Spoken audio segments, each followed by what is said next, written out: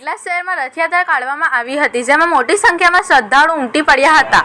રણછોડજી મંદિરથી station road, સરદાર ચોક, કાલકા gate, ખલીફા ચોક, નારિયાપાડા, અંબા માતા જેવા અનેક વિસ્તારોમાંથી રથયાત્રા નીકળવામાં આવી હતી, જેમાં અમદાવાદના રેન્જ આઈજી મોથલિયા સાહેબ તથા પેટલાદ પીઆઈ બ્રહ્મભટ્ટ સાહેબ, ડીએસપી ડિયોરા સાહેબ તથા પોલીસ સ્ટાફ હાજર રહ્યા હતા।